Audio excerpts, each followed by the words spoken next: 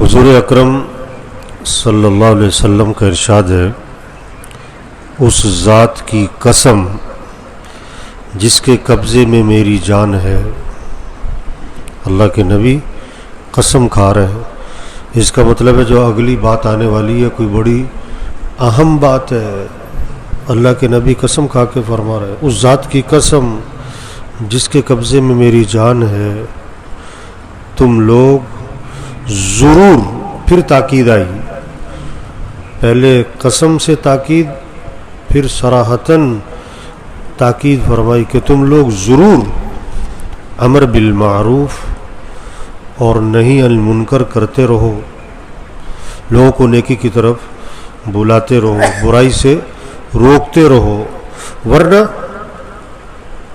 آگے دھمکی آ رہی ہے، ورنہ کیا ہوگا؟ ان قریب اللہ تم پر اپنا عذاب بھیج دیں گے، اور پھر تم دعائیں مانگو گے اور تمہاری دعائیں قبول نہیں ہوں گی۔ تم دعائیں مانگو گے اور تمہاری دعائیں قبول، اللہ تمہاری دعائیں قبول نہیں کریں گے۔ آپ نے فرمایا، اس ذات کی قسم جس کے قبضے میں میری جان ہے، تم لوگ ضرور امر بالمعروف نہی عن المنکر کرتے رہو، ورنہ ان قریب اللہ اپنا عذاب بھیج دیں گے، اور پھر تم دعائیں مانگو گے اور اللہ پاک تمہاری دعائیں قبول نہیں کریں گے۔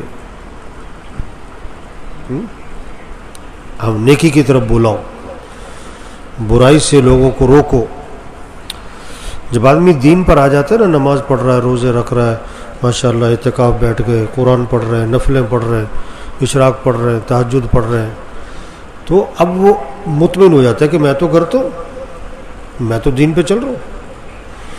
اور چاروں طرف جو آگ لگی ہوئی ہے، بے حیائی، برائی، معاشرے میں بگاڑ،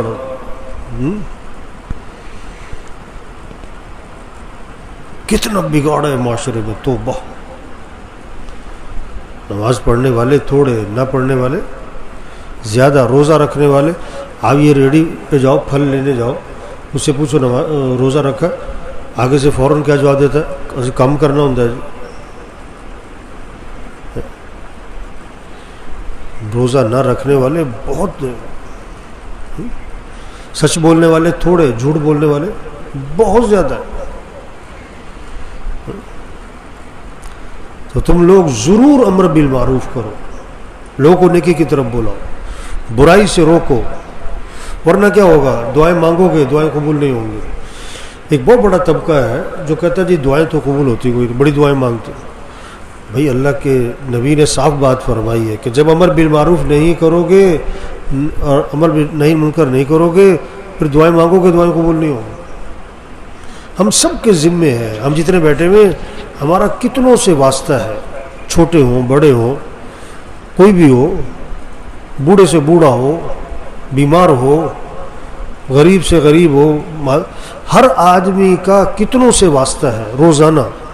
محلہ ہے، خاندان ہے، حلقہ احباب ہے، دفتر میں، مارکیٹ میں، بازار میں، اور کتنوں سے واسطہ بنا سکتے ہیں، کتنوں کے پاس جا سکتے ہیں۔ ہماری ذمہ داری ہے ہم سب تک پہنچیں اور پیار محبت سے یہ بات سمجھائیں۔ لڑنے کی ضرورت نہیں ہے کسی سے، سمجھانے کی ضرورت ہے، سمجھانے کی ضرورت ہے کہ یہ زندگی مختصر ہے، اصل زندگی آخرت کی ہے، اور دنیا اور آخرت بنے گی اللہ کو راضی کر کے بنے گی۔ یہ موٹی موٹی باتیں سمجھانے کی ضرورت ہے۔ وہ جھوٹ کیوں بول رہا ہے؟ وہ سمجھ رہا ہے جھوٹ بولنے سے مجھے نفع ہوگا۔ اب اس کو یہ بات سمجھانا ہے کہ بھائی جھوٹ بولنے سے نفع نہیں ہوگا، نقصان ہوگا۔ ایک آدمی آگ بجھانے کے لیے پٹرول چھڑک رہا ہو، وہ نہیں چاہتا کہ آگ بھڑک جائے، لیکن اس کو یہ سمجھ نہیں کہ پٹرول چھڑکنے سے اور بھڑک جائے گی۔ چوری کیوں کر رہا ہے؟ کہ میرا گھر کا مسئلہ سیدھا ہو جائے، میرا ہاتھ سیدھا ہو جائے، میرے مسئلے حل ہو جائے، میری زندگی آسان ہو جائے۔ اب یہ سمجھانے کی ضرورت ہے کہ چوری کرنے سے کام اور خراب ہو جائے گا، اور نقصان ہوگا، اور مصیبت آئے گی، اور پریشانی آئے گی۔ یہ رشوت کیوں لے رہا ہے؟ ایک سے پوچھا رشوت کیوں لی؟ کہتا بیٹی کی شادی کرنی ہے۔ اچھا اگر مہینے بعد طلاق ہو گئی تو پھر کہتا مولوی صاحب خیر کی باتیں کرو، اور بھائی خیر کے کام بھی تو کرو. یہ رشوت کے پیسے سے گھر آباد نہیں ہوگا, یہ تو اور گھر برباد ہو جائے گا تیرا. جو بھی برائی کر رہا ہے وہ اس لیے نہیں کر رہا کہ مجھے نقصان ہو, وہ تو اس لیے کر رہا ہے کہ مجھے نفع ہو. لیکن اس میں نقصان ہے یہ سمجھانے. آزان کے بعد دکان پہ بیٹھا ہوا ہے, وہ کیوں بیٹھا ہوا ہے؟ کہ مجھے نفع ہو. اب یہ سمجھانے کی بات ہے کہ نفع دینے والا اللہ ہے, اللہ چاہے نقصان ہو جائے. اب اس وقت اللہ کا حکم نماز کا ہے, اس وقت تمہیں نفع ملے گا کس سے؟ آزان سن کے دکان بند کرو, مسجد جاؤ, نماز پڑھو, اللہ کے سامنے ہاتھ باندھ کے کھڑے ہو جاؤ, رکوع کرو, سجدہ کرو, دعا مانگو. اب وہ کام جو پیسوں سے نہیں ہوتا اللہ تمہاری دعاؤں سے کرے گا. یہ ہم سب کے ذمے ہے لوگوں کو سمجھانا. دیکھو مسائل پڑھانا, فقہ پڑھانا, تفسیر پڑھانا, یہ علماء کا کام ہے. بعض لوگ کہتے ہیں نا جی تبلیغ علماء کا کام ہے. بھائی علماء کا کام پتہ کیا؟ تفسیر, مسائل, فقہ, تشریح, یہ علماء کا کام ہے, یہ عوام کا کام نہیں ہے. باقی موٹی موٹی بات لوگوں کو سمجھانا, بھائی اللہ کو راضی کرو, یہ تو ہر مسلمان کا کام ہے. بھائی آخرت کی تیاری کرو, بھائی گناہوں سے بچو, اللہ کو راضی کر کے دنیا آخرت بنتی ہے. اللہ ناراض ہوگا تو پریشانی آئیں گی, مصیبتیں آئیں گی, آخرت بھی تباہ ہوگی. یہ تو ہر مسلمان دوسروں کو سمجھا سکتا ہے اور اس کے ذمے ہے.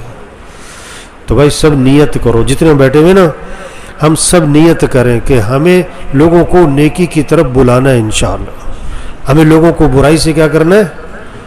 اب یہ کتنا قیمتی مہینہ اور کتنا قیمتی عشرہ اور کتنی قیمتی راتیں, او ہو یہ کہاں گزر رہی بھاؤ. یہ کتنا بڑا طبقہ ہے جو رات جاگا ہے, آج رات جاگا ہے, لیکن کہاں؟ باہر پھٹوں پہ, چارپائیوں پہ, کرسیوں پہ, چوکوں میں. ساری رات جاگ کر بھی نفل نہیں پڑھے, ساری رات جاگ کر بھی دعا نہیں مانگی. کتنی قیمتی زندگی, کتنا قیمتی عشرہ ہے. یہ سب کو سمجھائیں. ہم جتنے بیٹھے ہوئے کتنا بڑا خاندان ہے, چچا, بھتیجا, خالہ, پھوپھی, ماموں, بھانجے, بھتیجیاں, کتنا.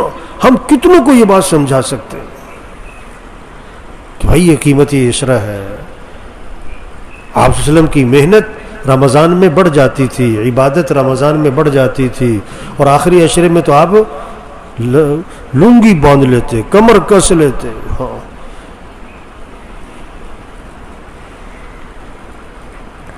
اس رمضان سے, اس عشرے سے, تاک راتوں سے فائدہ اٹھائیں. یہ بات دوسروں کو سمجھائیں. اور اس رمضان شب قدر میں بھی, رمضان اور شب قدر میں بھی 4 قسم کے لوگوں کی مغفرت نہیں ہونی ہے. 4 قسم کے لوگوں کی مغفرت نہیں ہونی. ایک ایک کو یہ بات سمجھائیں کہ شراب پینے والا اس کی کوئی مغفرت نہیں, ماں باپ کا نافرمان اس کی کوئی مغفرت نہیں, رشتے توڑنے والا قطع رحمی میں مبتلا ہے, بھائی سے بول چال بند ہے, چچا سے, خالہ سے, بہن سے. بہت سارے تو باپ بیٹا نہیں بات کرتے,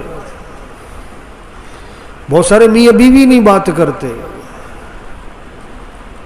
اور چوتھا کینہ رکھنے والا, ہر وقت پلاننگ کرتا ہے اس کا نقصان ہو جائے کسی طرح سے, اس کی ایسی تیسی.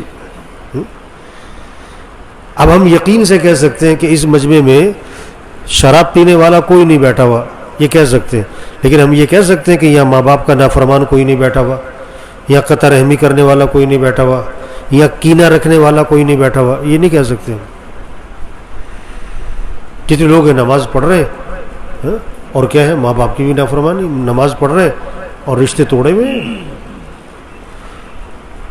تو بھائی دیکھو یہ بات سمجھائیں لوگوں کو, سمجھائیں لوگوں کو. اس سے کیا ہوگا, اس سے کیا, وہ مانے نہ مانے اس کا فعل ہے, ہمارے ذمہ سمجھانا ہے. مولا صاحب رحمۃ اللہ علیہ فرماتے ہیں اگر آپ لوگوں تک بات پہنچا رہے ہیں آپ کامیاب ہو. اگر وہ بھی مان لے گا تو وہ بھی کامیاب ہو جائے گا, اگر وہ نہیں مانے گا تو وہ ناکام ہوگا. اس کے ناکام ہونے سے آپ کیوں ناکام, اگر آپ لوگوں تک بات پہنچا رہے ہو آپ کامیاب ہو، وہ مانے نہ مانے، اگر وہ مان لے گا وہ بھی کامیاب، اگر وہ نہیں مانے گا تو وہ ناکام، اس کے ناکام ہونے سے تم کیوں ناکام؟ ہمارے ذمہ سمجھانا، بات کا پہنچانا ہے، تو یہ بات سب تک پہنچائیں بھائیو کہ بھائیو اللہ کو راضی کرو، بھائی آخرت کی تیاری کرو، بھائی گناہوں سے اپنے آپ کو بچاؤ، بھائی نماز پڑھو، بھائی روزہ رکھو، بھائی اللہ کے حکم کو پورا کرو، بھائی اللہ کی نافرمانی سے بچو، بھائی اللہ دنیا آخرت بنائے گا، یہ بات سمجھانی ہے۔ ٹھیک ہے نا جی، سب کوشش کریں گے نا انشاءاللہ بھائی، اور یہ آخری راتیں، آخری عشرہ، اس کو قیمتی بنانا ہے، گھر کے ہر فرد سے طے کروائیں کہ اس آخری عشرے میں کتنا قرآن، کتنا ذکر، کتنی تسبیح، کتنے نوافل۔ بہت سارے سمجھتے ہیں رات جاگنا ہے، اور جاگ کے کرنا کیا ہے؟ بیٹھے باتیں کر رہے، پھر رہے۔ جاگنا ہے جی، بھئی یہ جاگنا کس لیے؟ عبادت کے لیے، نماز کے لیے، ذکر کے لیے، دعا کے لیے، نوافل کے لیے، اور کچھ نہیں کرنا تو سو جاؤ، سو جاؤ، پھرنے کے لیے نہیں ہے، یہ موبائل کے لیے نہیں ہے، دنیا کی باتیں کرنے کے لیے نہیں ہے۔